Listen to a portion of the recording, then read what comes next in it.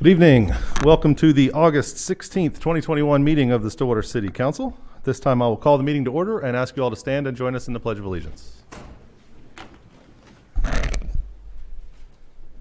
pledge allegiance to the flag of the United States of America and to the republic for which it stands, one nation, under God, indivisible, with liberty and justice for all.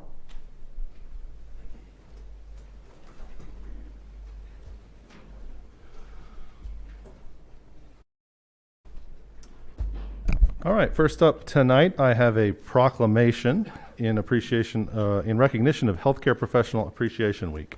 I think Charlotte Eggers from the hospital is here to accept this, but I'll go ahead and read the proclamation first. Whereas the City of Stillwater profoundly honors the sacrifices and exemplary service of our healthcare professionals, and whereas our healthcare professionals continuously serve on the front line to battle COVID-19, in addition to countless hours addressing other health emergencies and concerns. And whereas our healthcare professionals, through extreme exhaustion and critically short-staffed workforce exacerbated by the ongoing COVID-19 pandemic, fervently make every effort to heal and save lives. And whereas our healthcare professionals continue to exude heroism, grace, empathy, and grit amid the COVID-19 pandemic and recent surge of the highly transmissible Delta variant. And whereas our healthcare professionals humanely encourage and professionally advise citizens to receive COVID-19 vaccinations, and as a united front, save the lives of our loved ones and each other. And whereas the citizens of Stillwater profoundly appreciate every healthcare professional who has, is, and will care for our community members. Now, therefore, I, William Joyce, Mayor of the City of Stillwater, on behalf of the City Council and the citizens, do hereby officially recognize and designate September 27th through October 1st as Healthcare Professional Appreciation Week in the City of Stillwater.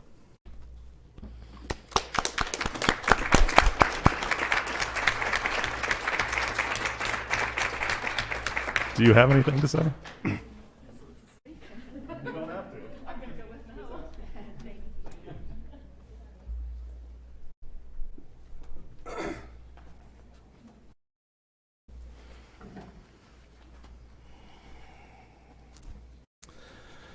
All right, councilors. Item 4 on the agenda is the consent docket. Is there comment, question, or motion on the consent docket? Motion to approve the consent docket. Second. We have a motion and a second to approve the consent docket. Please vote. With a vote of 5-0, the consent docket is approved. Next up, we have public comment on items not scheduled for public hearing. I assume that's why most of you are here tonight. I have, I think, 15. Did I get everybody's form? We appreciate you being here and are interested to hear what you have to say. On this portion of our agenda, you'll have 3 minutes to speak. Please come to the podium, introduce yourself, and go ahead and get started. Because we have so many tonight and we've got a full agenda to get through, I'm going to be fairly strict about the 3-minute limit. So please make your comments. You'll have a clock up there to keep yourself on time, but we'll go ahead and get started. First up, I have Mandy Howerton.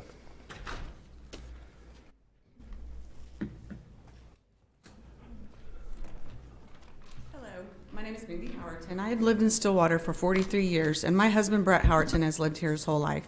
We are business owners to a small business Brett's dad started nearly 50 years ago. We have been members of the same church for nearly 30 years. We've done foster care, and I'm now a new volunteer for CASA for Kids in Payne County. Brett is on the Governor's Oklahoma Used Motor Vehicle and Parts Commission.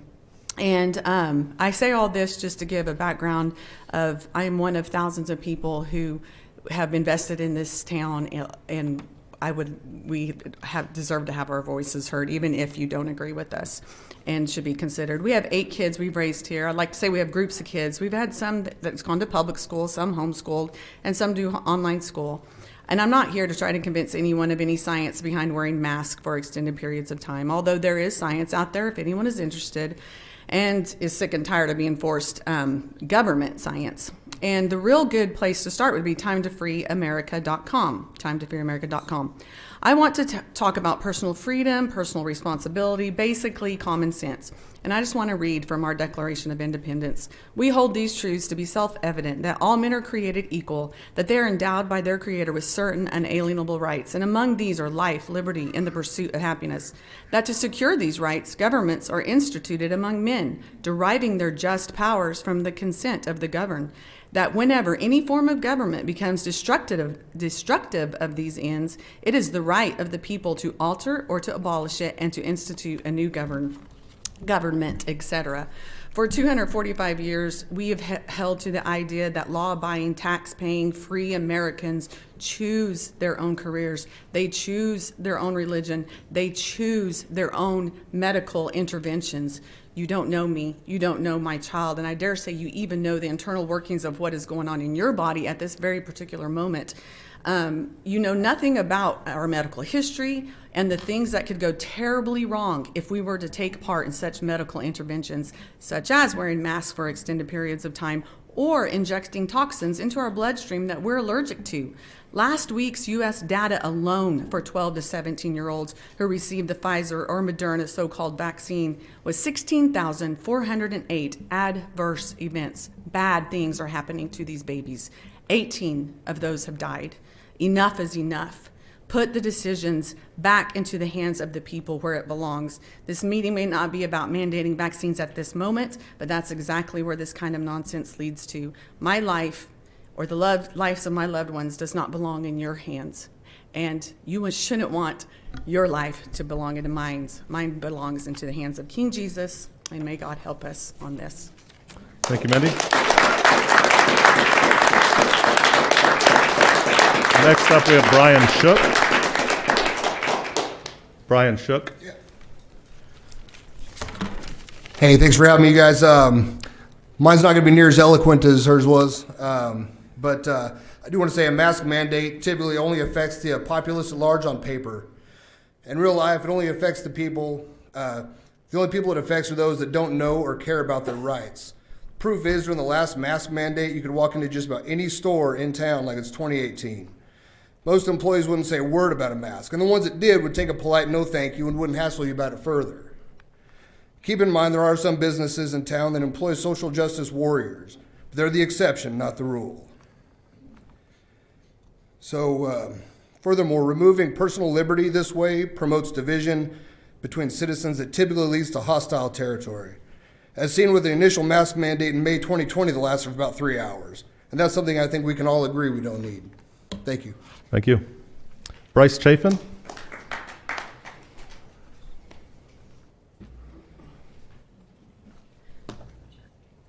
Hello, folks. There's two issues that I wanted to address today. One of them was vaccines. One of them was masks. Although I understand it's not on the agenda tonight, but it's an issue nationwide, and I'm sure it's all on your minds. Tulsa's city council's talking about it right now. So I wanted to be more preemptive than reactionary. So that's part of what I'm wanting to talk about. So March 17th, 2020, Fauci said we had 2 weeks to flatten the curve. We're still flattening it. April 3rd, he said wear masks. July 9th, 2020, we had mask ordinance citywide. And later we shut down some businesses, had curfews and other things, whatnot. There have been many changes from wearing to not wearing, double masking, all these, that and the other. And I'm not here to affirm or contest any science behind mask wearing. It's ever-changing science. I'm here to be a voice of warning against handing too much power to the government, and therefore taking away the individual's liberty and personal responsibility and replacing it with a totalitarian safety. The curve has never been out of hand, but the government power grab has been out of control. During the July 9th, 2020 City Council meeting about mask mandates, I asked Mayor Joyce if he would mandate masks, or if he would mandate masks, would he then mandate vaccines when they came around? He shrugged, neither confirming nor denying it. But I do want to say that New York City will be requiring vaccine passports, and there's the beginning of the power grab. I'm here to warn you, everyone, that something small like forcing a population to cover their face has further implications, because if you can do that, you can shut down businesses. If you can shut down business, you can require a foreign substance to be put in your body to do business, to go to a football game, to see a movie, to go to the store, to buy food, to go to work, to pay your rent or mortgage, to eat, to live. So we have to be very careful as what we say the government has power to do. As far as the vaccines go, well, it doesn't really prevent the contraction or transmission of disease. It aids in recovery for disease at its 99.97 recovery rate. Should we spend public funds, $50,000 worth, on a public raffle to promote a vaccine rather than use it for something that will have a little more lasting, like infrastructure or just really anything but a public raffle? So I also wanted to talk about using funds for a raffle. Let's try to use our funds for something that might last a little longer and not be something like a lottery, which doesn't help a whole lot. Thank you, Mr. Chafin.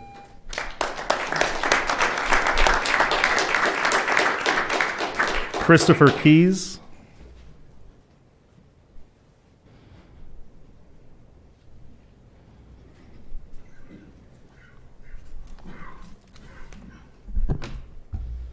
It's too low.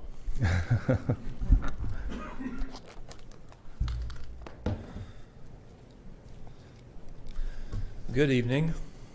Thank you for letting me speak. My name is Christopher Keys. I live at 516 West 10th Avenue. I've lived in Stillwater for about 3 years now. I come tonight to express my concern about our city's approach to COVID. My concerns are twofold: the implementation of possibly another mask mandate and programs incentivizing shots.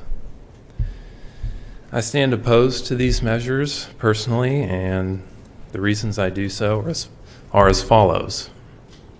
Number one, I view a mask mandate as a form of compelled signaling. To demand a person to wear an item is, in one sense, to claim ownership over someone else's body. It should be self-evident that such a measure, regardless of its precedent, falls outside the role of any civic institution.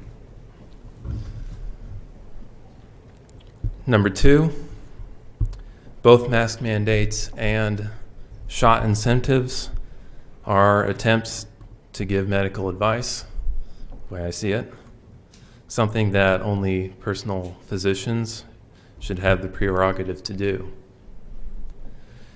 To endorse one form of treatment, like a shot, over some of the others that have been used by others, sometimes with success.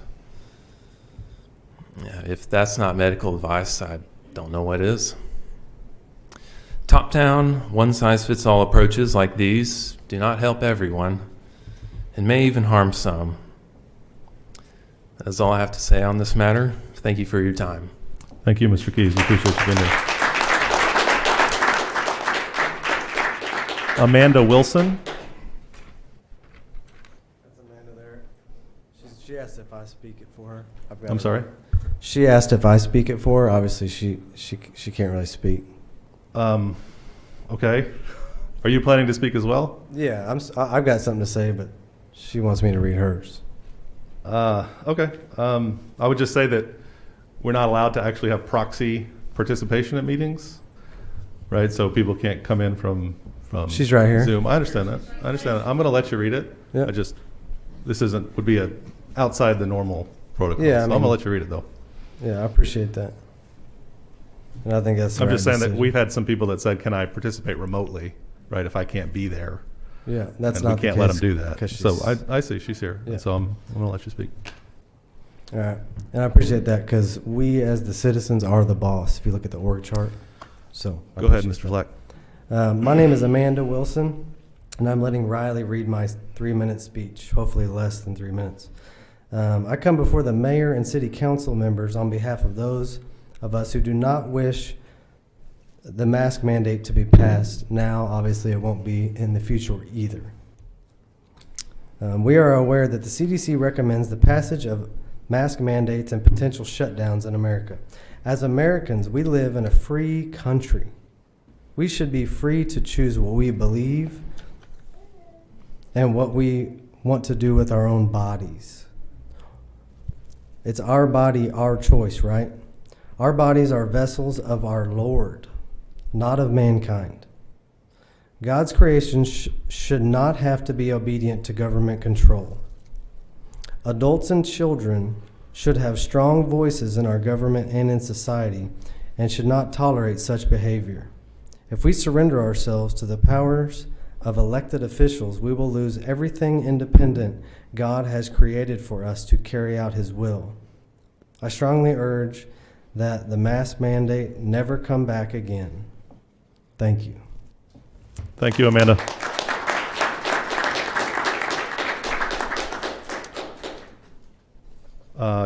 Chandra Eshman.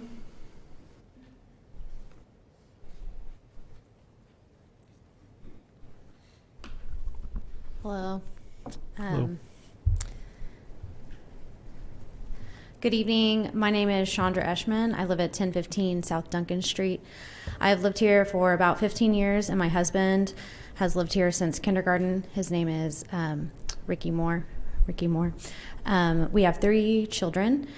Thank you all for being here. Handling the pandemic response is surely a challenging and balancing act. My understanding is that people like me who want to take responsibility for their own health without government intervention or coercion are not fairly being listened to. Masks and medical decisions need to be kept an individual choice, free from pressure to comply. Sources given to back up this position are often ignored, without adequate response and without further discussion. This has been my experience with the Stillwater City Council. Some of us have sent in legitimate reports and data to you whose conclusions by qualified professionals in the related field contradict what this council has voted and spoken for. We deserve to be listened to and respectfully represented by somebody here. There are professionals at every level of science and government who have good questions, concerns, and arguments with evidence for why masking and vaccination as a compulsory practice is unwise. I recognize that many people are scared of the COVID-19 illness caused by SARS-CoV-2 infection, and I understand and respect when people want to mask or distance, and those options are acceptable. If some want to require masks for their private business, that's fine, and I may choose to spend money in businesses that allow me to breathe without a mask.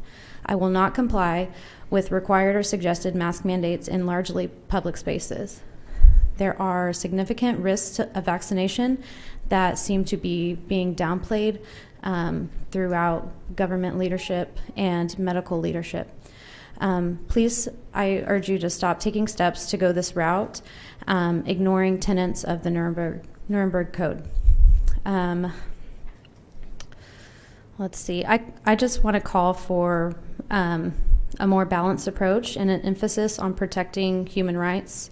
And I'd ask you to please review the ethics of your decisions, because a lot of the things I see just don't make sense from an ethical standpoint.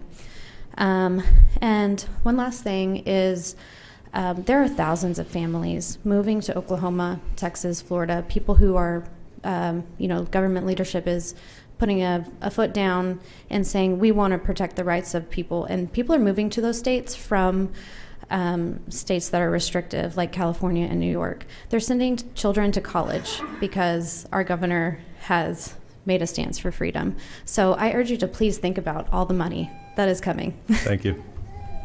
Thank you, Chandra. Riley Flack. Yeah, I appreciate it.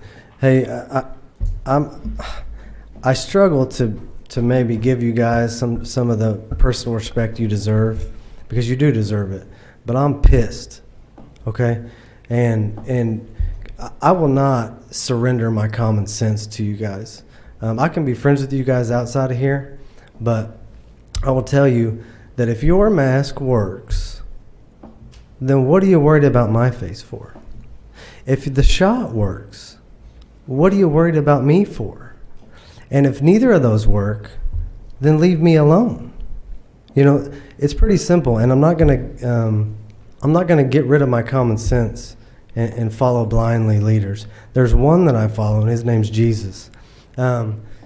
Lastly, there's been no consideration for people that have good reasons for not taking the shot. One of them, if any of you are Christians, there happens to be an ingredient in one of them, and the other two it was used during the testing. There's aborted fetal cells involved here, an aborted baby. Okay, there's a moral qualm that legitimate people have with these vaccines. Okay, and I haven't heard anybody mention that. And instead, we are considered potential murderers. I mean, you guys, I agree with Chandra. The balanced approach needs to be taken, and you need to cut the edge off this a little bit. The rhetoric that's being used and the ignoring of the other side of this is not going to end in a good place. I'm here to be peaceful. I'm here to redress my government, but at some point there's going to be you're going to push good people to do things they don't want to do, and nobody wants that. But this is quickly going to a place where you're going to forcibly inject us. Okay, you're shaking your head, but look what's happening it's in our country. Nurses are being fired for not receiving it. They're losing their pensions. I talked to them this weekend. This is not a joke, and I'm not going to comply.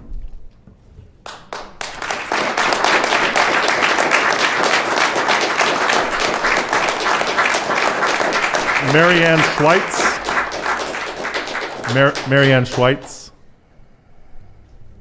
I'm just going to cede my time. Thank you. And echo everything that Chandra and Brandon said. Thank you. Joseph Boehm.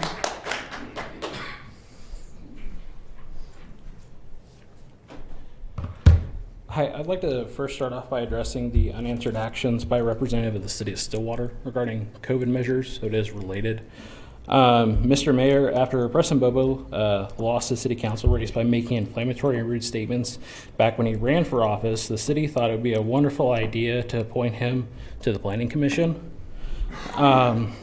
With less than a year into his short tenure with the city, Mr. Bobo, while representing the city with an official title, couldn't help but attack taxpaying mothers and call other members of the community white supremacists at the last city council meeting simply because they didn't agree with him on a city mask mandate and other COVID actions. Mr. Mayor and city council members, do you agree with the opinion of the person you appointed to the Planning Commission this year that random members of the community and the mothers he targeted and pointed to are white supremacists because they don't want a mask mandate? Where is the statement from the city condemning his statements? I find it interesting that on Preston Bobo's Twitter, he calls himself a doctor, but just has a PhD in chemistry, but makes sure to list toxicology. The city certainly knows how to appoint toxic people like Preston that lose elections, and then they attack taxpayers, make racist comments, and are forced to resign. The city's silence is deafening. I mean, where's y'all's comment? He was the city planning commission guy. I mean, he was part of the city, wasn't he? And then at the last city council meeting, he calls members in here racist, and you guys are all quiet on it. Was that not decorum issues? Was that not, I mean... We're not allowed to address issues that aren't on the agenda. Okay. I'm happy to talk to you afterwards. It's related to COVID measures. It's related to COVID measures. It's not. The silence is deafening. Okay. All right. Moving on, I think it's really interesting that we have the Stillwater Medical Center here giving updates. They talk about how hard COVID makes things, and it does make things really difficult, and they talk about staffing shortages and everything else. I found an article from early 2019 before COVID and before Stillwater Medical Center spent $50 million on expansion and renovations talking about staffing shortages. So it seems like staffing shortages are not a COVID issue. That sounds like a corporate culture issue and you can find a lot of nurses that are still there and have left that talk about this. Stillwater Medical Center serves all of Payne County, 5 other regional counties. That's a population service area of over 120,000 people. You have 14 unstaffed beds, 21 total people with COVID, 50 other people in the medical center with non-COVID issues, and they're overwhelmed. I'm going to give the same amount of unstaffed beds you have with COVID patients, 50 other people, over 120,000 people that they serve, with 21 patients, and they're overwhelmed. Thank you, sir. I mean, Thank you. And 10% have the vaccine. Thank you. Appreciate your comments.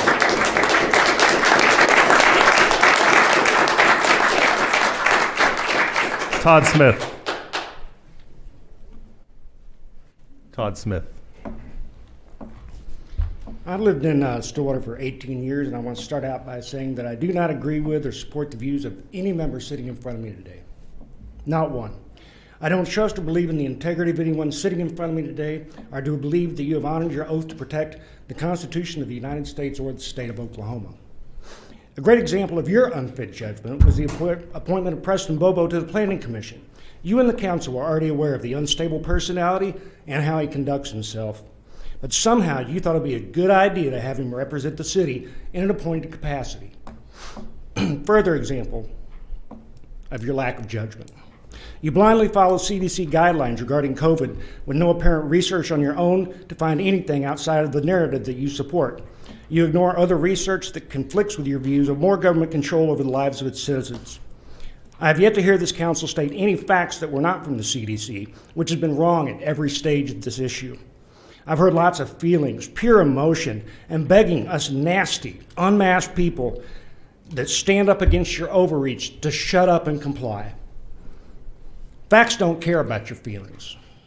In an article in the American Institute for Economic Research, Dr. Koop said there is no clear scientific evidence that masks, surgical, or cloth work to mitigate the risk of the wearer or those coming into contact with the wearer the way they are currently worn in everyday life, and specifically as referred to COVID-19.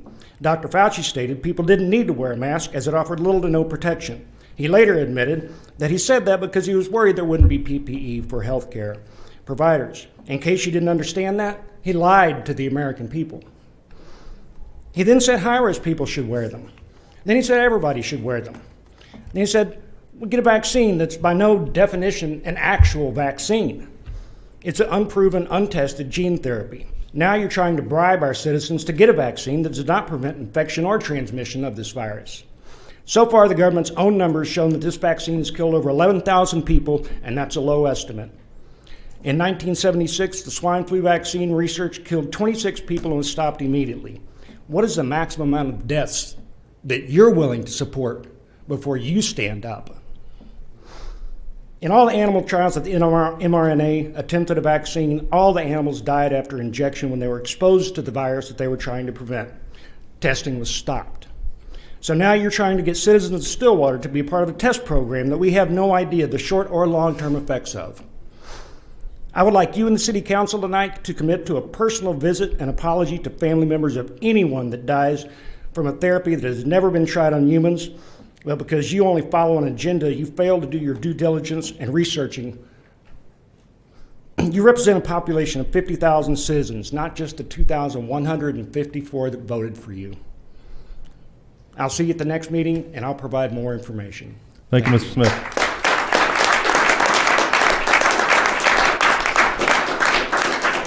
Mark Trotter. Mark Trotter.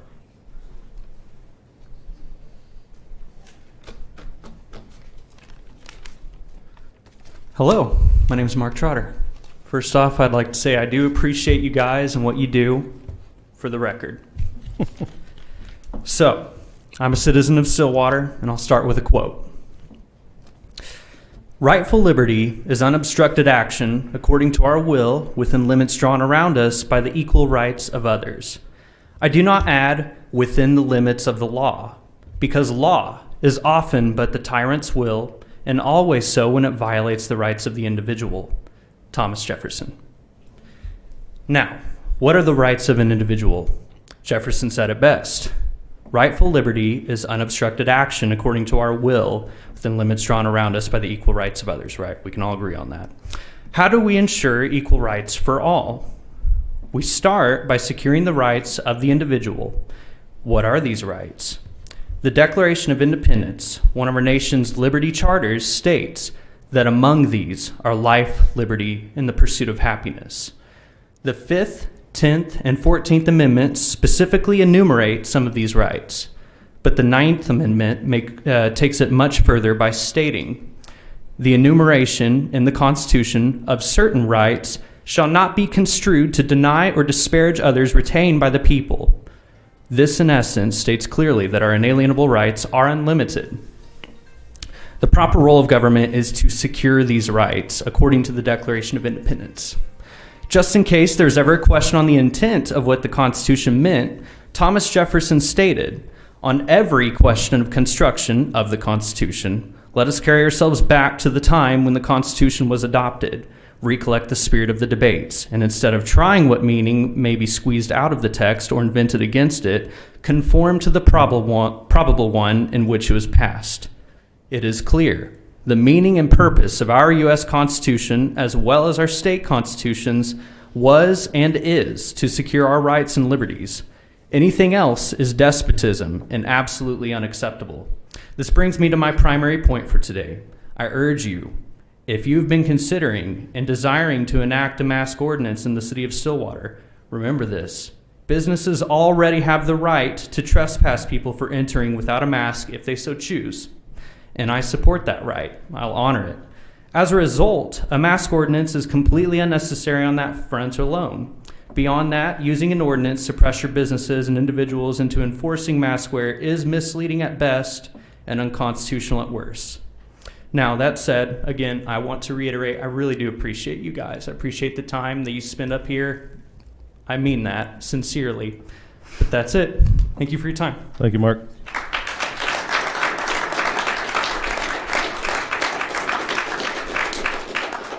Kathleen Willingham?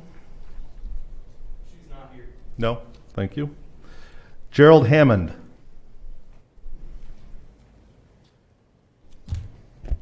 Good evening. To everyone here in the chamber, I'd like to, again, thank you for showing up. And again, we do appreciate you as elected officials. It's a difficult job, and you've been in a difficult position for the last 17 months. So, tempers may get a little raised, but I think we should appreciate we all do live in a free country, and we're here in this setting, in this forum in which we can debate these issues. So we do appreciate that. I know many of you, I've lived here for off and on for 20 years. I'm an alumni of 1997. Family went to school here, going back to the 1930s and 40s, so Aggies.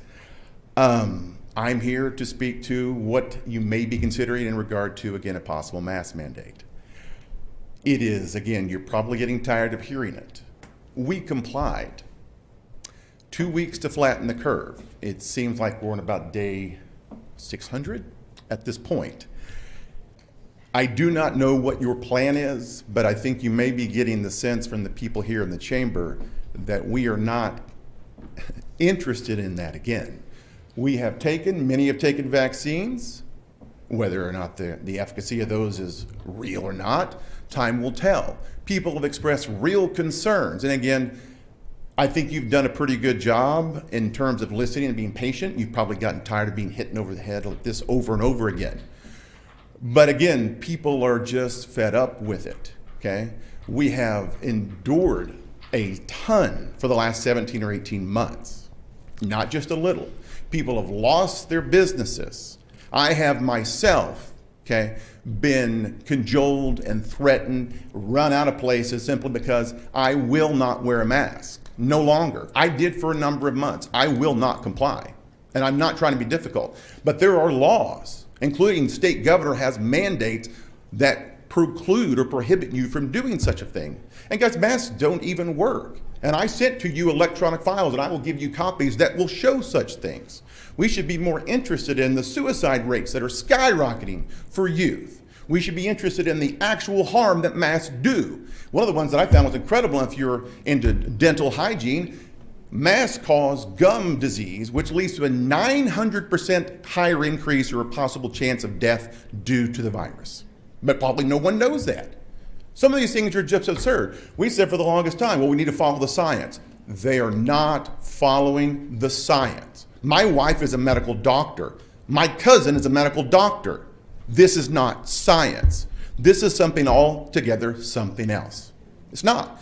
And when I look around and I see people wearing masks continuously, I want to wonder, and I say, are they just being polite and want to comply, or is there a mental issue here that we need to invest time in? We need to start talking about suicide rates and depression. That's what we need to talk about.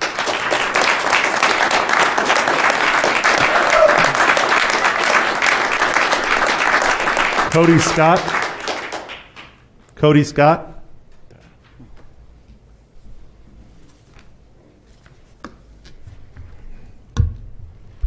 Honorable Mayor and Council, thank you for having me tonight.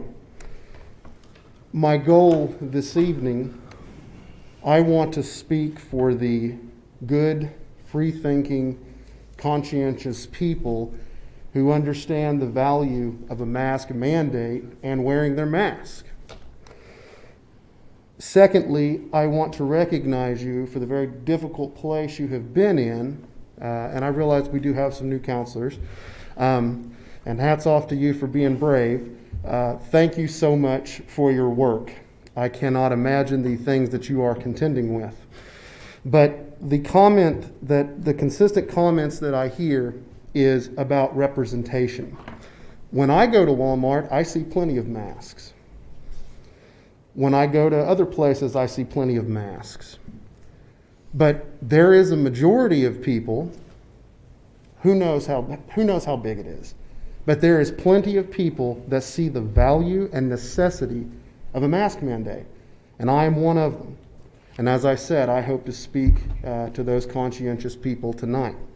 Now, I won't get detracted with all the other business that comes along with this. Tonight, it's sort of ironic that we're honoring Stillwater Medical Center, and truly, they deserve it. I cannot imagine what they are going through. It should not all be on Stillwater Medical Center to do this. It should be all of our responsibility to do it. And frankly, anti-mask leagues existed before, and I'm almost 40, and up until this point, no one's ever asked me to wear a mask. Okay, so obviously it's going to go away when it's got to go away, and I say that with all the love in my heart. I do. I'm not advocating to close any businesses. I'm not. But you have already demonstrated the wisdom and the foresight to put a mask mandate into place. And on behalf of so many people who, for better or for worse, they don't want to come to this meeting, they don't want to speak up, I want to try to speak for them. I want to try to speak to them. There are just as many of us who see the value in a mask mandate. And I applaud you all for your very difficult job. I have faith and confidence in you. You are all in my prayers. And I hope that you guys will take those steps. I remember Senator Halligan made a comment to me one time. Politics is the art of the possible, not perfect. Thank you. Thank you, Cody. I have one more, Greg Kale. Is there anybody else who thought they were going to get called and didn't? All right, Mr. Kale, I'm sorry? I'm here, I'm late, but I was going to speak. Oh, were you already signed up? Yes. What's your name? Kathleen Willingham. All right, we'll let him speak first, and then you can go next. Thank you.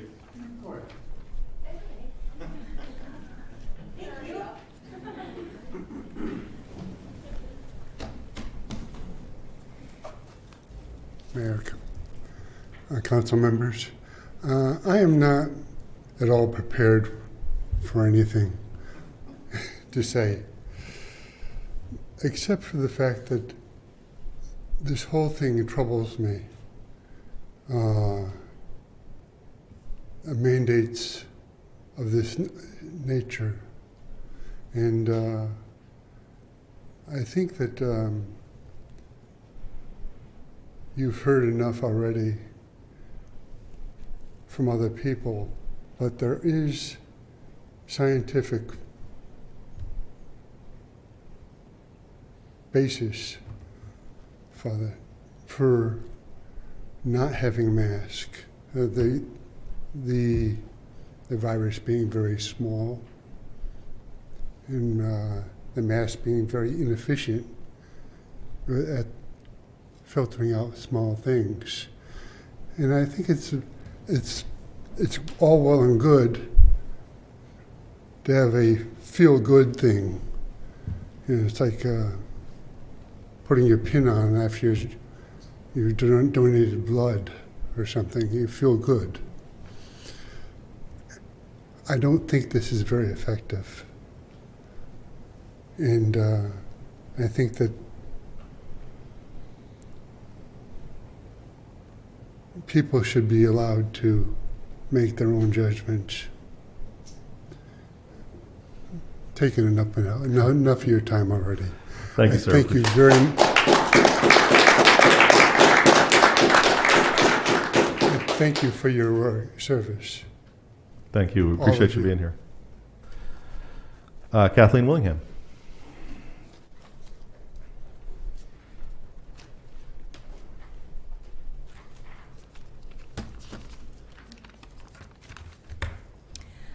Hi, my name is Kathleen Willingham. I am a resident of Stillwater. I am here to preemptively address the potential future passage of a mask ordinance in the city of Stillwater. It is my strong opinion that the city should not pass a mask ordinance ever again. My reasons for this are twofold. Number one, it is unhealthy to wear a mask for long periods of time. Number two, this does not fall under the proper role of local governments. The proper role of local government is to maintain core infrastructure, including but not limited to repairing our roads, and most importantly, to secure our rights. How is forcing businesses to enforce a city mask ordinance going to improve core infrastructure? More importantly, how does passing a mask ordinance secure our rights? To answer this is that it does not accomplish either task. This is not to say that I would not respect a business's personal decision to mandate masks for their constituents on their own property. I would respect their decision in that regard. However, the local government should never be involved in forcing businesses or individuals to participate in local health initiatives of any kind. This is tyranny. Speaking of proper roles of government, I am disgusted by the city's use of CARES funding for anything other than the city infrastructure. Namely, I am disgusted by the announced COVID-19 vaccination raffle. This is a flagrant and inappropriate use of a public funding. Although I understand that the allowed use of this funding is limited in scope, it is my deeply held opinion that this is the worst possible way to spend this money. The reality is that the vaccine is already widely available. The people who want to be vaccinated have already more than likely opted to do so by now. Why are we bribing citizens with other citizens' money to opt into a vaccine that is already easily accessible? Again, this is not the proper role of the local government. In conclusion, I strongly urge you to please find a more appropriate way to use this public funding. Thank you.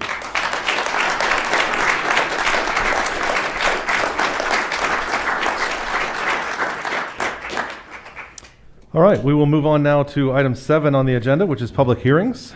Under 7A, we have received public comment regarding a proposed text amendment to the Land Development Code, Chapter 23, Land Development Code, Article 16, Subdivision Preparation and Requirements, Section 23-325, Preliminary Plat Requirements within the Land Development Code. This is CC-21-162.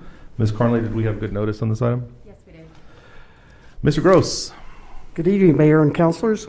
I'm Lance Gross, Planning Manager, and the first case before you tonight is a text amendment that would require a traffic impact analysis for new development. The Land Development Code, Chapter 23, would be amended to include the traffic impact analysis at the preliminary plat stage. A TIA is currently not a requirement of the Land Development Code. The City of Stillwater's design and construction standards currently require a traffic impact analysis for any proposed development that is expected to generate additional traffic. And you're probably wondering, how did this come about? Well, members of the development community got together to discuss the topic. They put together a letter requesting the amendment. The TIA will become part of the preliminary plat submittal. The criteria is a standard threshold created by the Institute of Traffic Engineers. Be happy to answer any questions. Councilors, any questions for Lance? One question, in terms of those guidelines, is there anything that states like what time of day, what day of the week, those types of traffic analysis are done? They do have specific criteria for establishing those traffic impact analysis. Okay. And it's all based upon the what is it? The Institute of Traffic. Let's see. Based upon the Institute of Traffic Engineers. Yeah, they've got the criteria all set up. So it sounds like what you all are suggesting and what you have are based on industry standards and some best practices. That's exactly right. And Monty Carnes is here. He can, they look at the peak hour trips, maximum trips in the peak hour and the maximum day. Okay. So there's two triggers that are done. And it's a statistic over time looking at several developments, similar developments across the country. Thank you. At this time, I will open the public hearing. I think we have one person that wanted to speak in this public hearing. This is Roger Gose.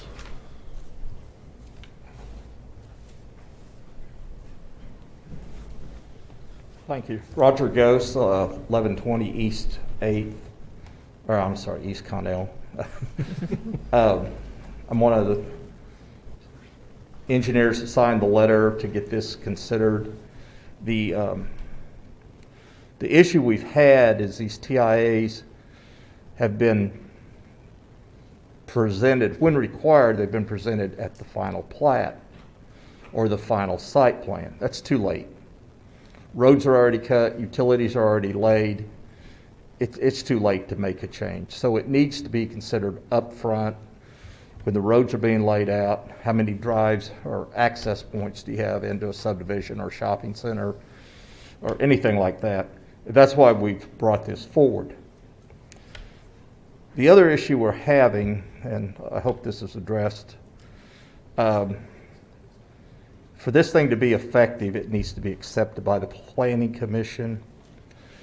We have issues right now, Planning Commission challenging the engineering and the validity of it. The parameters are set out by the city engineer. Here's what you're going to study and the ITE. And then the consultant, the traffic engineering consultant, prepares the report. The staff report's a little light on what these cost. They're $7,000 to $15,000. So we need to get them up front. We need to, they need to be accepted by the reviewing parties.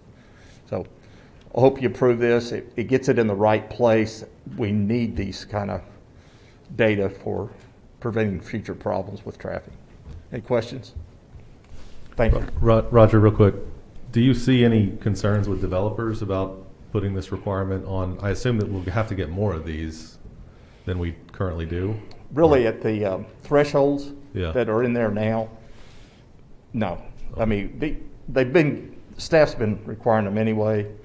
Expansion at the hospital, the subdivision at 32nd and Western, the big generators. Yeah, they've been asked for anyway. So hopefully they'll welcome them being earlier. That way, there's not the risk of changing something. Yeah. Okay. Thank you. I don't have anyone else signed up to speak, so I'll close the public hearing and ask Lance to come let us know what the Planning Commission's recommendation is on this item. The Planning Commission made a recommendation by a vote of 5-0. They recommended approval. Thank you, sir. Councilors, any further questions? Or is there a motion on the item? Motion to accept Planning Commission recommendation and approve the Land Development Code text amendment. Second. We have a motion and a second to approve this text amendment. Please vote.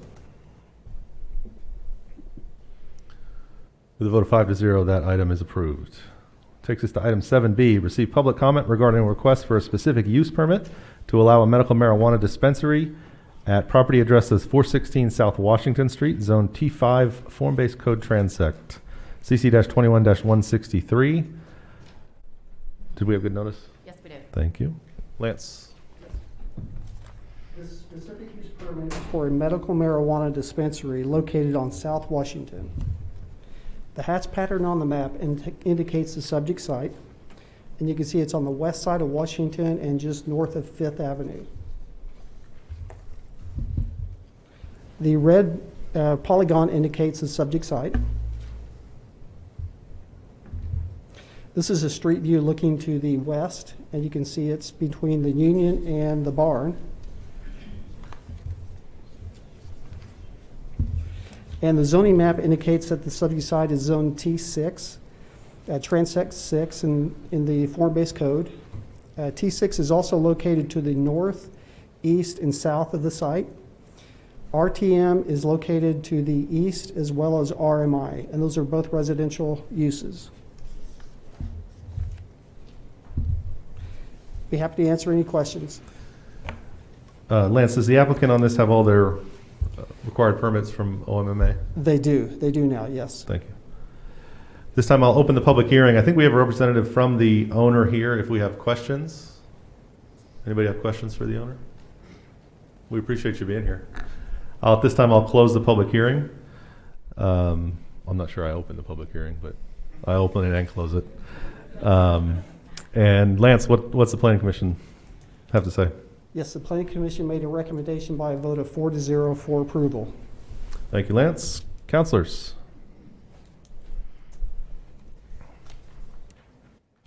Motion to accept Planning Commission recommendation and approve the specific use permit for the property located at 416 South Washington Street. Second. We have a motion and a second to approve this specific use permit. Please vote. With a vote of 4-1, with Councillor Wedlake voting against, that item is approved. Item 7C, we have a memo to postpone to the September 13th, 2021 meeting. Is there a motion to postpone this item to that date? So moved. Second. We have a motion and a second to postpone item 7C to the September 13th, 2021 meeting. Please vote. With a vote of 5-0, that item is postponed. All right, item 8 on the agenda, general orders. Item A is approve an increase to the contract with EST.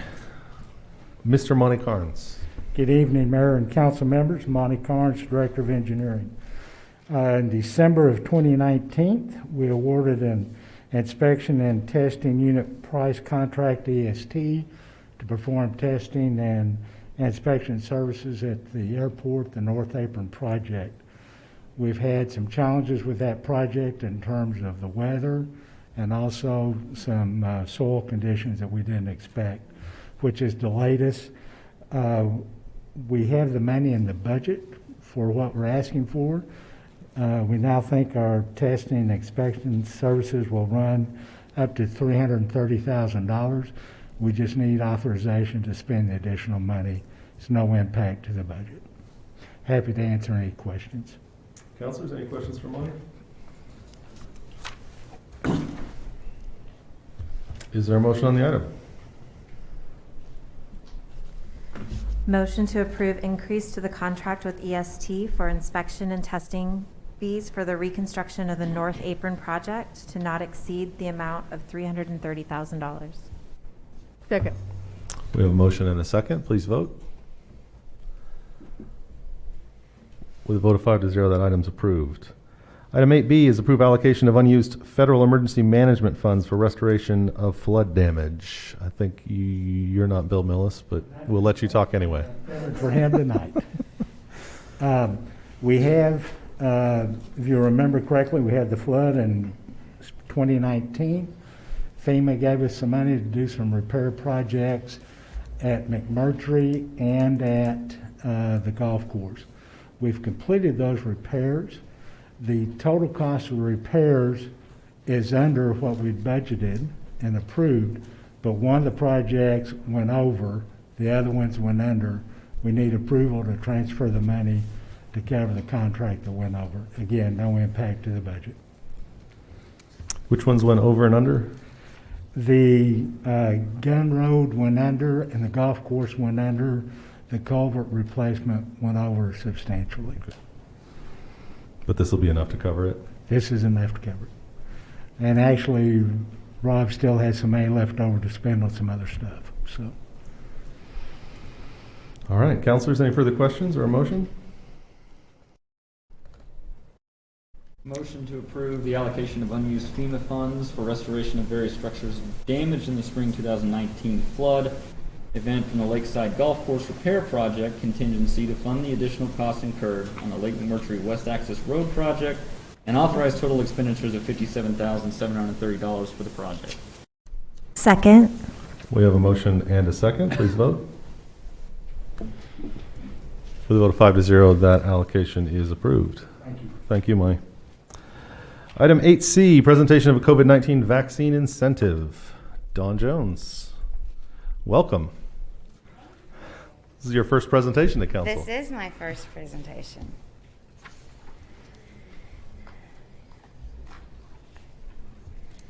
Good evening, Mayor and City Council. The City of Stillwater, in collaboration with the Stillwater Medical Center, Stillwater Chamber of Commerce, and Visit Stillwater, are encouraging citizens to become fully vaccinated against COVID-19 in an effort to safeguard our healthcare professionals and to help save lives.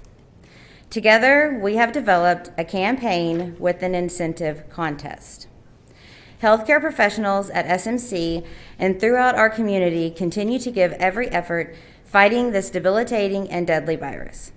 Healthcare professionals are dealing with extreme exhaustion and critically short-staffed facilities, yet they remain resolute on the front line battling this virus.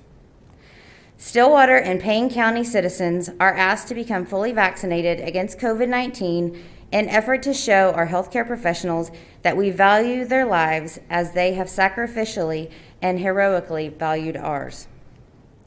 More information about the contest. The contest would begin tomorrow, Tuesday, August 17, and end on Thursday, September 30th, with the drawing on Friday, October 1st.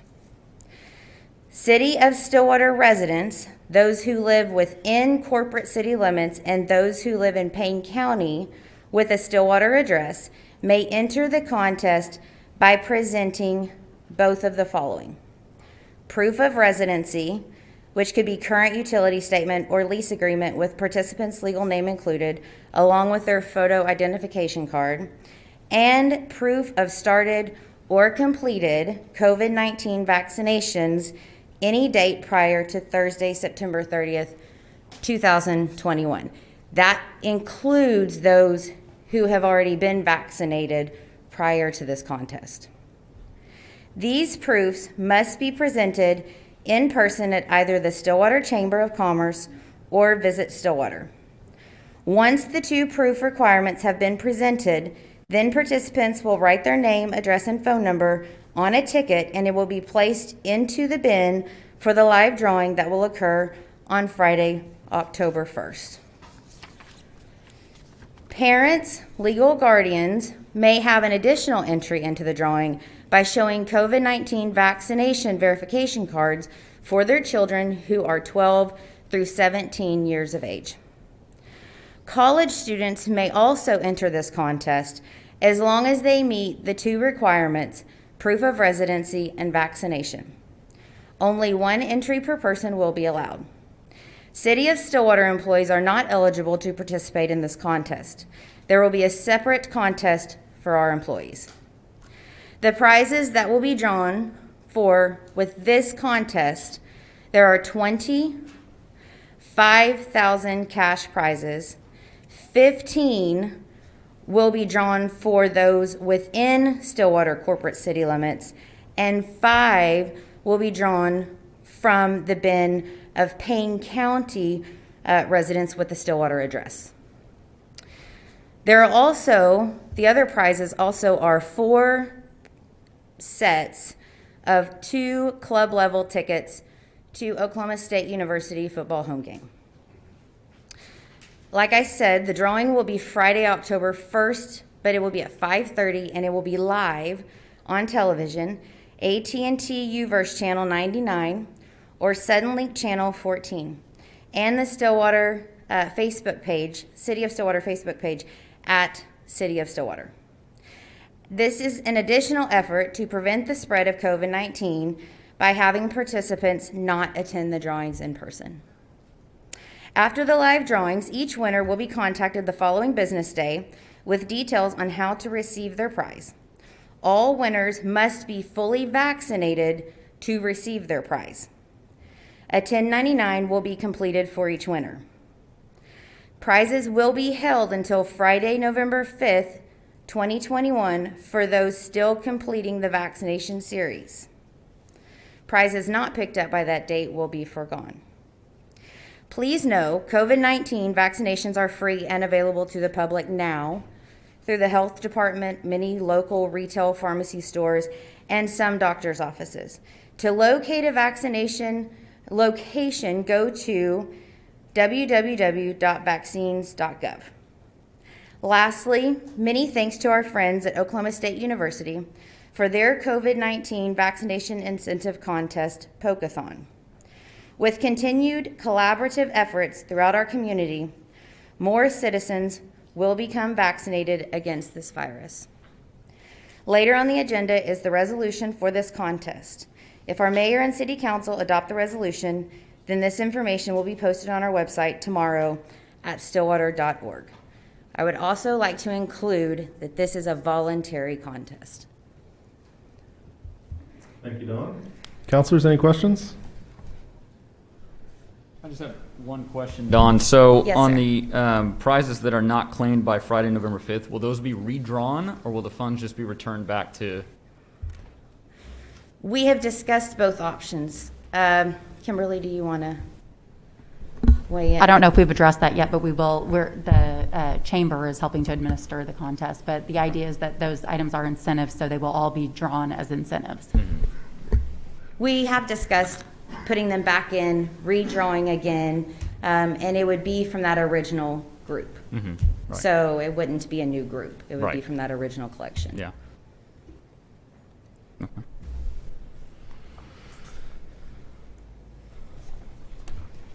Anything further, councilors? Other questions? So the administration, like keeping the list of names and all that stuff, will be done by the chamber? Yes, thankfully, we appreciate the partnership with our Stillwater Chamber of Commerce and Visit Stillwater. They are going to administer the contest.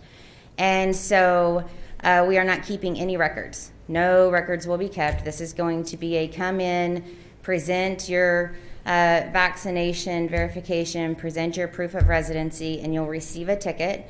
And it is just a plain ticket. You put your name, your address, your phone number. You fill it out, you drop it in the bin, and then the drawing will be on October 1st. So we will not be keeping a database or any of that information. Which is why it's important that if we go through and approve this, that people maintain their tickets and watch the drawings, because we won't be contacting anybody by phone or by email or anything like that, correct? Well, once we pull the ticket, so on October 1st, when the ticket is pulled from the bin, we're going to contact all of those on the next business day. Okay. So we will definitely, verify all of that information and then call them on the next business day and let them know that they have won. Okay. However, as included, they have to be fully vaccinated before they can pick up that prize. So that's why we included the November 5th to give that, that time between the first and second vaccination. Okay.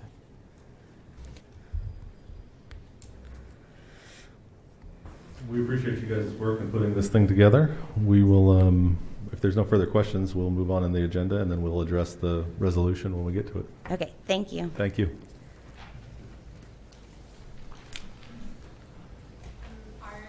Is the public allowed to ask a question? No, I'm sorry. Our public comment period is over. Item 8D, a COVID-19 update. Well, who wants to make a COVID-19 update? I don't have a whole lot to kick off here today. We used to have this on our agenda every week, and when we were meeting every week last year, but I would say the only particular updates I have is that the hospital's numbers from this morning were no available beds and 2 people waiting in the ER. I assume that's changed over the course of the day. Hopefully better for the better, but probably not. It's a problem. It's a problem. We've got a number of folks at the hospital who, just in terms of struggling with the disease, which is a problem. The numbers to this point have been 90 to 95% of those folks have not been vaccinated against COVID. And the doctors and the nurses and the staff at Stillwater Medical Center they're worn out. They're tired. And they would like our help in trying to figure out how to get the numbers down at the hospital. So that's what we're working on, and I think this vaccine incentive might help that. I think there are some folks out there who, I've heard from doctors that have asked patients, hey, have you been vaccinated? No, why not? Just didn't get around to it, just didn't, wasn't a priority for me. So hopefully for some of those folks, this will be a difference. I assume for some others, it won't make any difference at all. And if you choose not to be vaccinated, then again, that's your choice. No one's going to force you, but I think if we can get some more folks signed up and inoculated against the disease, that would be helpful for our health care workers here in Stillwater. At this point, I'll open it up for you guys, the council, to make other comments if you feel like you need to.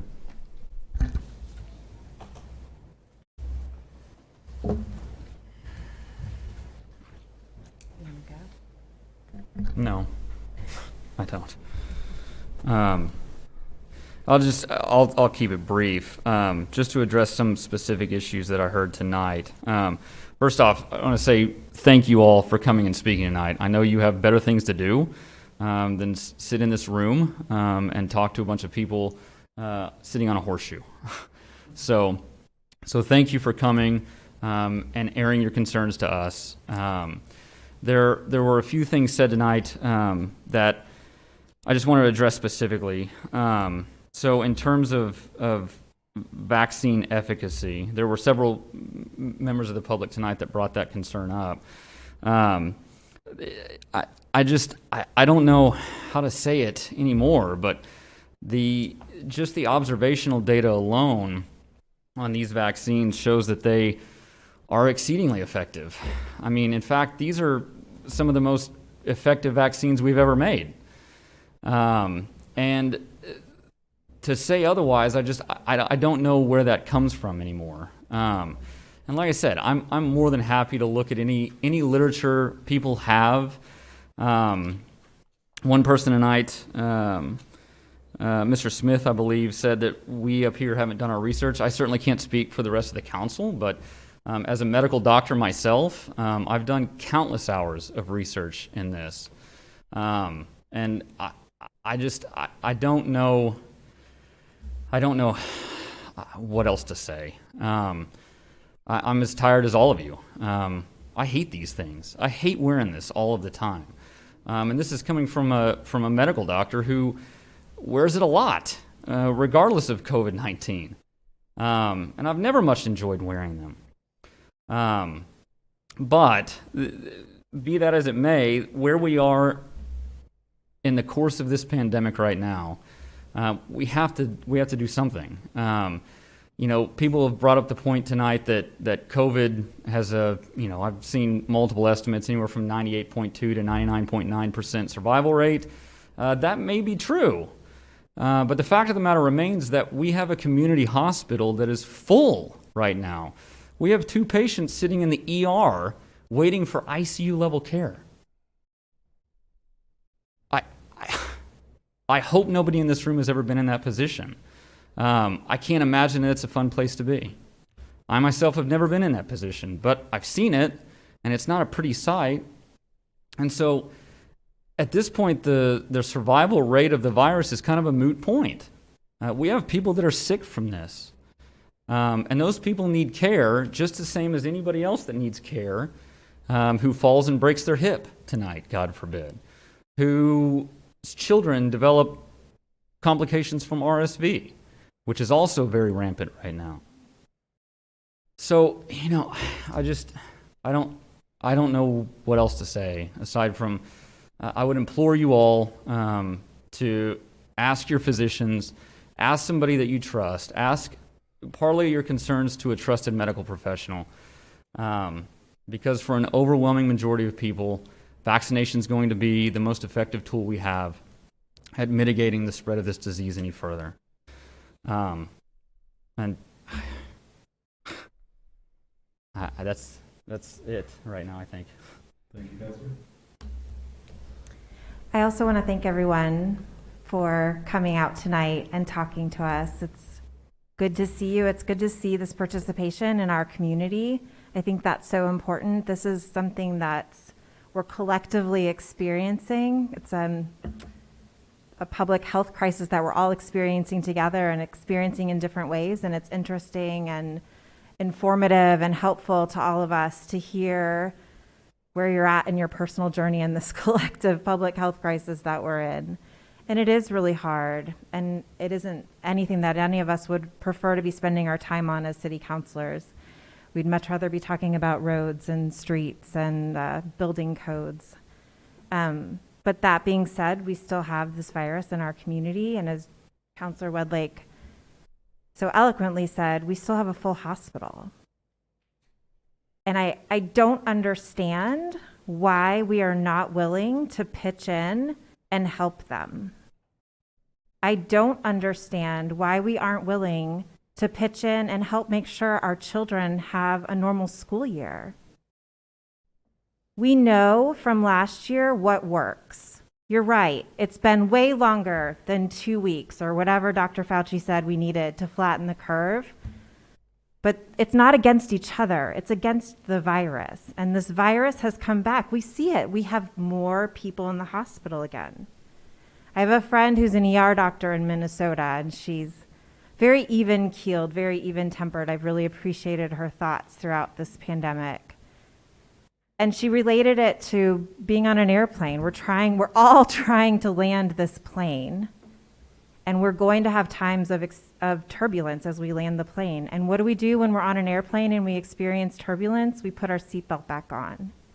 And right now, our kids need us, and the immune compromised in our community need us to put our masks back on for a little while until we can get those numbers down so that our hospital isn't full, so that if our children need it for, God forbid, another reason, that there's a hospital bed for them. Or our parents need it. It just infuriates me that we can't look across the aisle from each other and say, I'm going to help my neighbor with just this really small thing right now. I get it. I hear your frustration. I'm frustrated too. Our whole community, our email boxes the last week, I hear it, I see it. But this ugliness back and forth, we just need to pitch in together and work together. I just don't know what your answer is to our medical community. How do you look them in the face and say, you're just not doing your job right?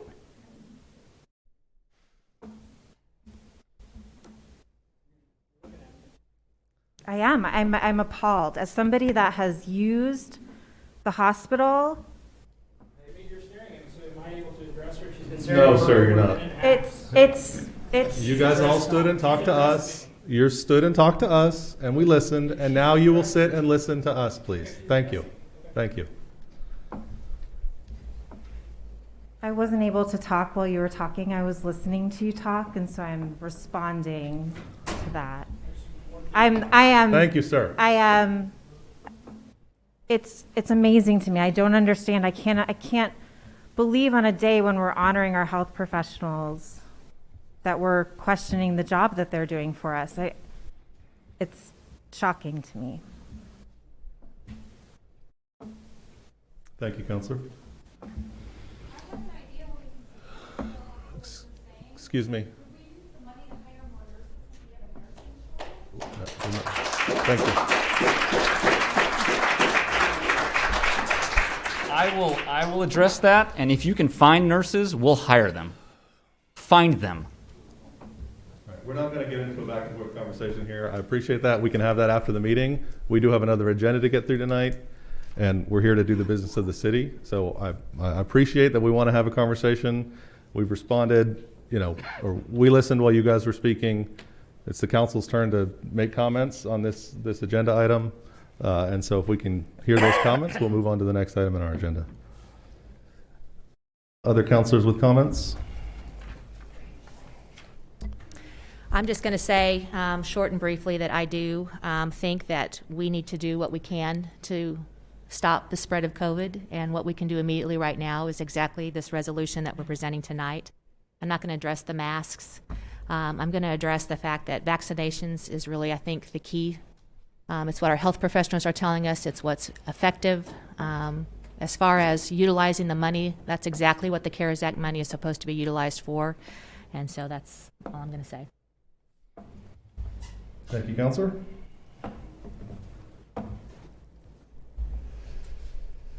I have nothing I can add except that I'm utterly supportive of the vaccine incentive. I think it's a great idea, and I think it's a perfect use of the CARES funding. And I think anything we can do to move the needle on that is a positive. Thank you for your comments. I will just add at this point in the discussion, because this is sort of interesting, because last meeting 2 weeks ago, pretty much everybody here spoke about how we needed to pass a mask mandate. And then tonight, pretty much everybody here said we shouldn't even be considering a mask mandate. Now, a mask mandate's not on the agenda tonight. It's not something that's been pushed onto the agenda by members of the council. For whatever reasons individually the councilors have for not bringing that up. I will explain my reasons for not asking for a mask mandate at this point, mainly to address the several dozens of emails I've gotten this week from people who disagree with you all and disagree with me at this point that feel like we need to be passing a mask mandate tonight. We have seen masks work in the mitigation of COVID-19. As I've responded to several folks who have sent me scientific studies, YouTube links, a variety of information that's been presented, and I've been accused of not listening to that. I probably have watched most of those YouTube links 2 or 3 times each, because I've gotten them several times. I've read the studies. I've looked at the information that's been sent to me. And I weigh the anti-mask doesn't work research against the recommendations of the CDC, of the Oklahoma State Department of Health, of the Payne County Department of Health, of the Stillwater Medical Center, of the public health professionals here in our community that are giving us advice. And I personally, I'm not a medical doctor. Dr. Wedlake does a lot of research, and I have no doubt in the strength of his conclusions. I'm not a medical doctor. I'm not up here to make my own medical recommendations about what you should or shouldn't do with your health. I do feel like our system of government is set up to provide agencies whose job is to protect the public health. In Oklahoma, that's the State Department of Health. That's what they do. They look after public health. They deal with issues of public health. That state agency, who we all fund with our tax dollars and whose people work very hard on their jobs, their chosen careers, they have indicated to us that masking on a widespread basis can be effective in the mitigation of COVID.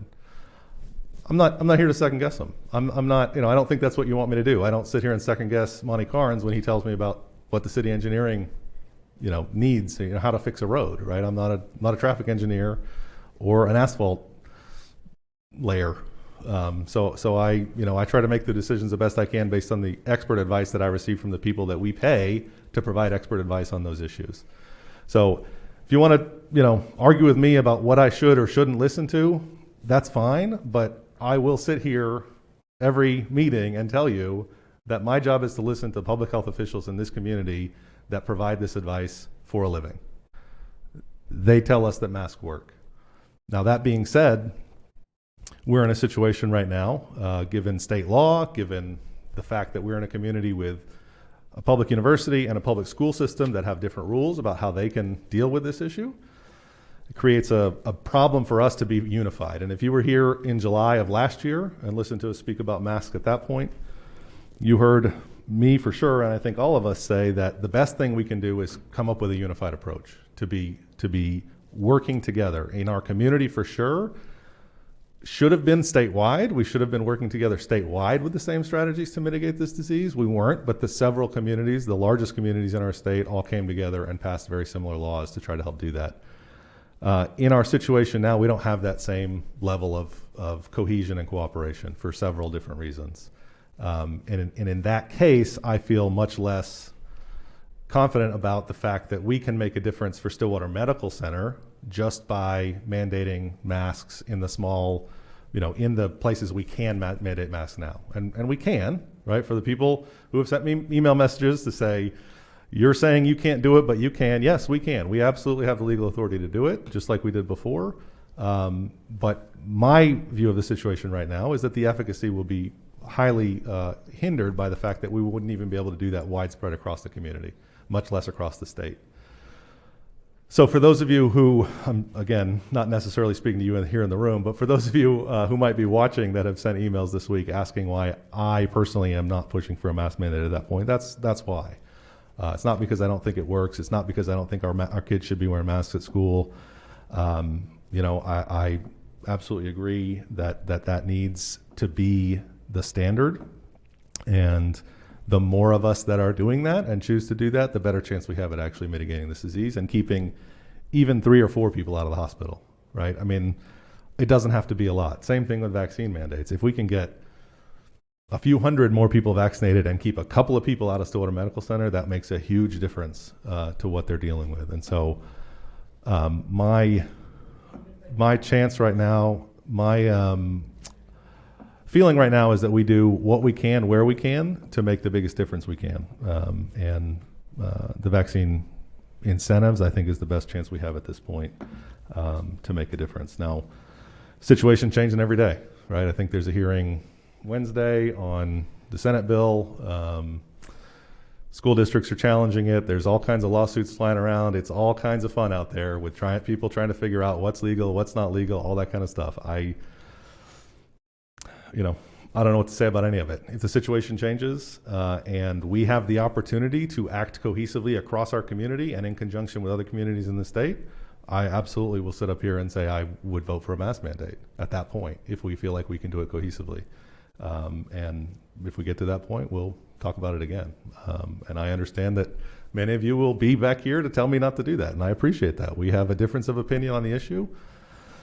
I wish we didn't, but we do. And that's the fact of the matter in a representative democracy like this. Sometimes you're not going to agree with your elected leaders. I don't agree with my elected leaders lots of times. And I tell them when I don't. So I appreciate you all being here. I appreciate the comments you're making, and I appreciate the positions that you're taking. And I promise you that if I don't agree with you, it's not because I'm not listening. And this is me personally talking. I'm not speaking for the council. But if I don't agree with you on an issue, it's not because I haven't heard you. I've heard you. I've read your emails.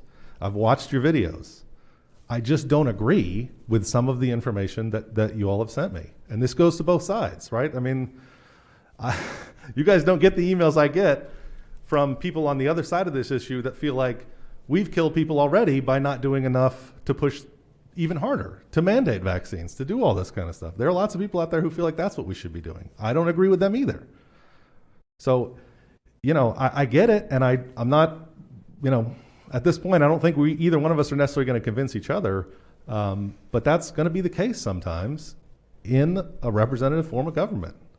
And I don't have much to say about that other than say we're all elected up here every year one of us is up for election. And so that's where in a democracy, in the democracy that Thomas Jefferson and George Washington and the founding fathers of this country set up, they created a way for you to address your leaders who don't agree with your position, and that is to elect somebody else. So we will deal with that as we go forward. So I don't have anything further to say about COVID-19 on item 8D. Councilors, any further comment? We'll move to item 9A, resolutions. This is resolution 2021-25, a resolution authorizing the creation of a COVID-19 vaccination incentive program for Stillwater residents. I'm happy to hear any conversation or comment that you all have at this point. on the resolution for vaccines?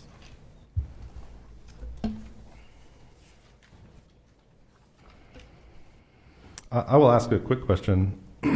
Kimberly, because the chamber is administering this program, if there are issues that need to be worked out, will it be kind of up to them to sort of decide, how did we, somebody says they entered and they can't find their ticket, or I don't know. I mean, is that a chamber issue that we'll deal with, that they will deal with? Yeah, we've set the terms and conditions for the contest, and they're going to administer it. Okay. Anything further? Is there a motion on the resolution? Motion to accept resolution CC 2021-25. We have a motion and a second to adopt resolution 21-25. Please vote. With a vote of 5-0, resolution is adopted. Item 10A, ordinances on second read. These are the 4 ordinances out on E6. Oh, no, never mind. First one's not. I'll just read them. How about that? Item A, Ordinance 3477, an ordinance rezoning attractive land located at 701 Boomer Lake Station Drive from P Public to RMI Multifamily Intermediate for Tract A1 and CG Commercial General District for Tract A2. Councilors, is there a motion? Motion to adopt ordinance number 3477. Second. We have a motion and a second to adopt the ordinance. Please vote. With a vote of 5-0, that ordinance is adopted. Item B, Ordinance 3478, an ordinance rezoning attractive land located at 2817 East 6th from East 6th Avenue from CG Commercial General to IL Light Industrial. Councilors. Motion to adopt ordinance number 3478. Second. We have a motion and a second to adopt the ordinance. Please vote. With a vote of 5-0, that ordinance is adopted. Ordinance 3479, an ordinance rezoning attractive land located at 2811 East 6th Avenue from CG Commercial General District to IL Light Industrial District. Councilors. Motion to adopt ordinance number 3479. Second. We have a motion and a second to adopt the ordinance. Please vote. With a vote of 5-0, that ordinance is adopted. Item D, Ordinance 3480, an ordinance rezoning attractive land located at 2723 East 6th Avenue from CG Commercial General District to IL Light Industrial District. Councilors. Motion to adopt ordinance number 3480. Second. We have a motion and a second to adopt the ordinance. Please vote. With a vote of 5-0, that ordinance is adopted. Item 11, reports from officers and boards. Ms. Carnley. Nothing to report. Thank you. Mr. McNichol. I have 2 items, Mayor. First, I'm pleased to announce the last piece of the city's Water 2040 project is complete. Excellent. The 32nd Avenue Booster Pump Station and Water Transmission Line project was constructed by BRB contractors and includes approximately 3 miles of new 18-inch water line extending from 32nd Avenue and Western Road to West 6th Avenue and Pioneer Road. These upgrades will provide immediate and longer-term benefits to the city by improving current water service, providing more uniform water pressure across neighborhoods, and preparing for future growth. That's excellent news. The water department, I'm sure, is even more ecstatic than Tickled to anyone. death, yes. That's been although the work never really stops, right? No, and now we'll be starting on Water 2060 or something different, right? So the second item, because of COVID, our consultants for the form-based code will not let them travel. So we, at this point, will not have a study session on August 23rd. We'll figure out a way to get their information, get it circulated within the law. Hopefully at some point we'll be able to get them here or have some sort of... Right, or have some sort of communication Could with they them. make like a video presentation? Can that be? They can. There's no back and forth there. Yeah, and I think yeah. you lose the continuity of, 2 weeks between, well, I have a question, and then oftentimes when that question's answered, it it causes you to have another question, and I just think that the ability to communicate back and forth with them over what is an important issue is pretty paramount to getting it right. Because, I mean, I would just tell you frankly, they said it was a nice try, but you missed. Yeah. On that previous code, So hopefully we could get the report from them and do some back and forth ahead of time, and then maybe they can do a video at that point where they can actually address some of the concerns. But Yeah, we'll have to figure out what the. Unfortunately, they could zoom in. They could have zoomed in several months ago, but that's another one of the things we don't get to do anymore because the legislature doesn't want us to. So they can't be here in person. So Just such an important topic for Yes. development in our community. Yep. It is. All right, councilors, vice mayor.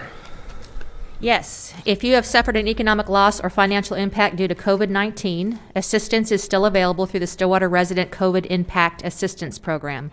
To qualify for assistance, applicants must be residents of Stillwater within the city limits and be considered low or moderate income based on income limits set by the U.S. Department of Housing and Urban Development. The online application is open on Sundays and Mondays weekly. Visit ourdailybreadstillwater.org to apply. Thank you very much. Councilor Hawkins. If you are looking for a job, the City of Stillwater is hiring, from airport operations specialists to firefighters. There are openings in a variety of positions. Visit stillwater.org/employment to view all listings and apply. Thank you. Councilor Wedlake. Yes, sir. To better prepare for emergencies, the Oklahoma National Guard's 63rd Civil Support Team will be conducting joint hazmat and law enforcement exercises August 17th and 18th in Stillwater and Cushing. The training will be held at O'Brate Stadium on OSU's campus and at a rural residence near Highway 33 in Cushing. Residents should not enter areas marked exercise in progress or training to ensure their personal safety and prevent training interruptions. When was that again? That is August 17th and 18th. That's tomorrow and Wednesday. Mm-hmm. All right, that's good to know. Councilor Jaloski. Yes, the Stillwater Public Library holds a masked hour from 9 a.m. to 10 a.m. on Saturdays to provide safer visits for high-risk and unvaccinated visitors. Masked hour is scheduled outside of the library's current operating hours. Anyone is welcome to visit during this time, but you must be masked. Thank you, and thank you to the public library staff for providing that opportunity. I will let you know that the second public input meeting for the 6th Avenue Corridor Study will be held August 25th at the Stillwater Community Center from 5:30 to 7. Please join city staff as they discuss proposed bike and pedestrian corridors and how they will connect various parts of the community. You can go to speakup.stillwater.org and click on the 6th Avenue Corridor Study for more information. All right, is there anything further, or is there a motion to adjourn the city council meeting? Motion to adjourn. Second. We have a motion and a second to adjourn the city council. Please vote.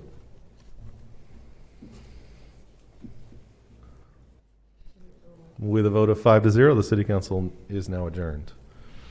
At this time, I will call to order the meeting of the Stillwater Utilities Authority for August 16th, 2021.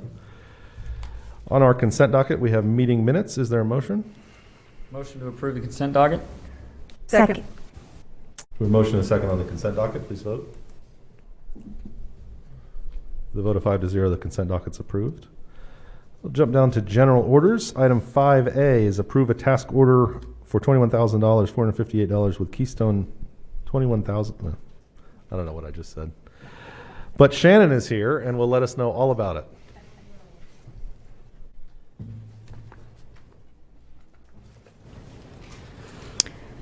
Good evening, trustees. Shannon Wilder, City Engineering. Is this also your first council? It is. Authority? Excellent. We have two newbies tonight. Excellent. I'm here tonight to request authorization and funding for the city to enter into a task order agreement with Keystone Engineering for a survey in the area in yellow on the map here. The area is Knobloch from University to just south of 4th Avenue and 3rd and 4th Avenue from Hester to West. City Engineering has on their pavement management plan this portion of Knobloch to be reconstructed. However, we have some old cast iron water lines in the area that we need to replace ahead of that. So new water lines under new pavement. And the first step in doing this is getting the survey. So here is our strategic priority, as well as a photo that you've seen before that I can almost guarantee looks just like the water lines we have in the area that I'm talking about. This is actually the water line that we just replaced on Hester. Any questions? Okay, just to be clear, this is, so $21,000 is for the survey of this project, and then we'll talk again at some point about the actual cost of replacement and all that sort of thing. Yes, at this time we plan to do the design in-house, but then we will come back when we bid out the project. All right, questions? Do you have a recommendation for us? I do. Authorize the general manager to execute the task order 1 with Keystone. Authorize total project expenditures of $27,500, which includes contingency, potholing, and permitting, and to approve the related budget amendment. Thank you, Shannon. Councilors? Excuse me, trustees? You guys didn't respond because I called you the wrong name. Motion to approve staff's recommendation. Second. We have a motion and a second to approve the staff recommendation. Please vote. With a vote of 5-0, that item is approved.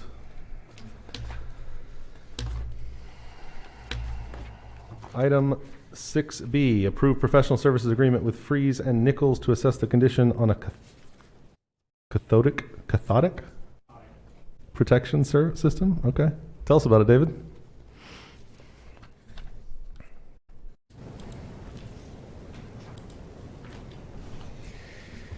Good evening, trustees. David Barth, City Engineering, here tonight to request authorization for a new project that goes along with the project that we're doing with the water treatment plant and CAW pipeline, and this is a cathodic protection system assessment. Our CAW pipeline, as well as other water utilities infrastructure, are protected from corrosion with cathodic protection systems. And you can see on the cover slide here, I've got a picture of this is the raw water line coming from Caw Lake that's got a leak there. You can see the coating is missing on the outside of the pipe, and there's some external corrosion there. This other figure is just an example of what a cathodic protection system is. This is the system that we have with an impressed current provided by a rectifier. And just beyond that, I didn't want to really get into what cathodic protection is, but I can. This is a slide that's got some information you've seen before. So we have a 36-mile pipeline that comes from Caw Lake down to the Stillwater water treatment plant. And then beyond that, we have 6 miles of what we call finished water that goes to our distribution system. But it was also constructed at the same time. So those 42 miles comprise what we know as the CAW pipeline. And the CAW pipeline has test stations every mile. So you can see there's an example of what a test station looks like. It's not very fancy. It's just a couple of wires that extend up from the pipe through a section of PVC. And so we've selected Freese and Nichols to help us assess our cathodic protection system. And so they'll be inspecting these 42 test stations, as well as they'll be going through the entire pipe alignment, looking at soil conditions. They'll be looking at our rectifiers. They'll be looking at all kinds of things and running tests. They'll provide this data to their staff to design upgrades to our cathodic protection system, as well as they will provide this data to our water treatment plant engineer and construction manager at risk team, who's currently working on options to bring to you very soon on that project. So Norman, I don't know if it's going to be 2060, 2080. It'll be some 20-something. But anyway, we're excited about that project as well. This next slide just shows, I know you guys like pictures, so anyway, this slide shows the example of a rectifier that provides the impressed current to the cathodic protection system. And on the left, you see the rectifier there that's installed up at the Caw pump station near Ponca City. It was installed in 1981. The replacement parts for that are hard to come by. I'm not exactly sure of its current state. And so that's one of the things that Freese and Nichols will help us look at. Over to the right there, you see there's a brand new rectifier that was installed 3 years ago inside the new central tower. So they essentially do the same thing, but just to kind of show you the current status of some of the cathodic protection equipment that we have really needs attention. This slide shows the strategic plan alignment and our budget and funding. And with that, I would ask if you have any questions. Trustees? What's your deliverable for this? What will they give you? So they'll give us a report that shows what, for example, at each of these 42 test stations, which of the test stations need to be addressed, what is the pipe to soil potential that they're measuring. And so they're going to look at and see, okay, in this area, you've got corrosive soils, you've got a cathodic protection system that's no longer working. So you may have to replace the rectifier, we may have to replace the anode beds.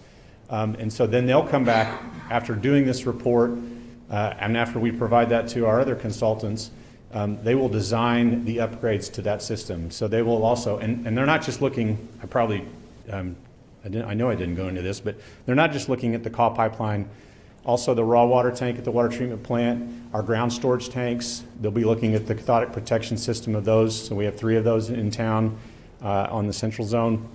They'll also be looking at some of our wastewater facilities. Basically anything that needs cathodic protection of our water utility and wastewater utility, they will be looking at through this project. And it'll talk to the other parts of kind of this bigger... For you, as far as the big water treatment plant, yes, exactly. So, we're in the, right now, we're working with our water treatment plant engineer and CMAR team, and one of the options certainly is to rehab that pipeline. And if we rehab that pipeline, we're going to need a very robust cathodic protection system to replace it. Even if we slip line the pipeline with something else, that steel pipeline that's there is going to stay there, and we want to keep it in as good a condition as we can. So the information that will come from this assessment will definitely feed to those consultants, and hopefully maybe we'll give them another piece of information that will allow us to not have to rehab as much as we think we have to rehab. Sounds very complicated. I'm glad that I know it's hard to we get it in bite-sized pieces sometimes, so to kind of remember that it's all part of a bigger vision and plan, and a lot of different folks working with us to make sure that this infrastructure is in place and serving our community well. For sure, and I will tell you, I've been in all these meetings all summer long with these consultants, and I'm very excited to, when we get to come to show you all of the ideas. Hopefully the costs that we get are going to be favorable, and we're supposed to start getting some of that information next week. So, thank you for your work. You bet. David, will they help prioritize with us what needs to get done so that as we look at cost and expense of these things, we can obviously put a plan in place? Will they help us prioritize what needs to happen first? Most definitely. There'll be a phased approach. Okay. We've already identified some projects that are going to be early completion projects at the water treatment plant, things that we can't wait on. Right. There's going to be things that we need to do to the pipeline, but because it's right now, we can't take the pipeline out of service for very much time at all. Yeah. And so we're going to have to do some of this in phases, and some of it in a strategic way so that we can continue to provide safe drinking water to the community while we do it. Okay.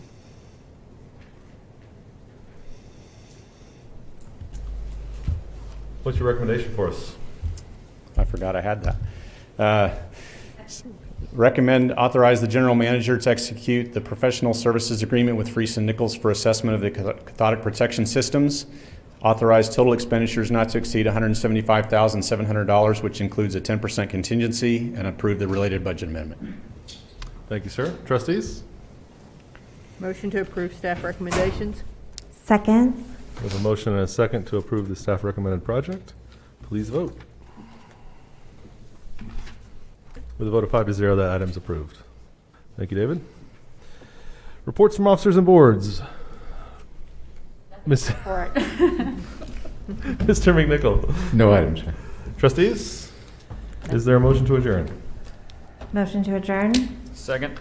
We have a motion and a second to adjourn the SUA. Please vote. With a vote of 5-0, we are now adjourned, and this concludes our meetings for the evening. Thank you.